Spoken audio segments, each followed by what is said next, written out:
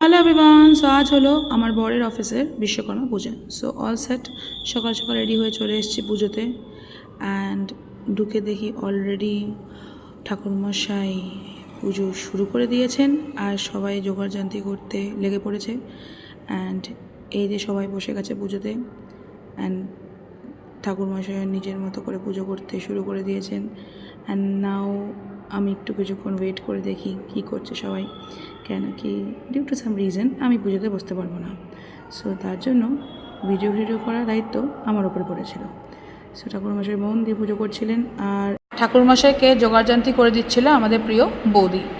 আর পুজোর সময় জোগাড়যন্ত্রী সবথেকে মেইন ইম্পর্টেন্ট কাজ হয়। তো এই যে আমাদের দেবরাজদার ওয়াইফ আর বৌদি দুজনে মিলে সব জোগাড়যন্ত্রী করে, আমি অফ নো ইউজ। যাই হোক, এখানে সব কিছু ভালো মতন জোগাড়যন্ত্রী করার পরে পুজো শুরু হয়ে গেছিলো। তারপরে হয় যজ্ঞর জন্য সবাই লাল ফেট্টি বেঁধে বসে পড়েছে আর বাচ্চাপাটিরা নিজেদের মোবাইল ঘাটাঘাটি করতে ব্যস্ত। যজ্ঞতে কিছু জিনিস মিসিং হওয়াতে রূপম শার্লক হোমসের মতো খুঁজে বের করে দেয় সেগুলো। তারপরে সবাই লাল ফেট্টি যারা মিসিং ছিল সেগুলো বেঁধে বসে পড়ে। আবার দেবরাজার কিন্তু মনটা হয়ে গেছিলো খুব খারাপ, কেন কি তার মাথায় ছিল না লাল ফেট্টি। সো রূপম তাকেও কিন্তু লাল ফেট্টি খুঁজে সাহায্য করে।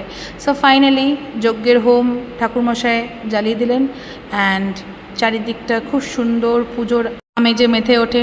যজ্ঞটা বেশ সুন্দর করে ঠাকুরমশাই করছিলেন। পুরো ধুয়োতে আমাদের চোখ টোক জ্বালা করছিল, কিন্তু তাও যজ্ঞ ছাড়া কি পুজো মানায়? সো পুজোটা খুব সুন্দর করে যজ্ঞ দিয়ে শেষ করলেন ঠাকুরমশাই। তার মধ্যে আমার বর একটু মোবাইল কেটে নিল। যাই হোক, ঠাকুরমশাই সবার কপালে যজ্ঞের টিপ লাগিয়ে দিচ্ছিলেন।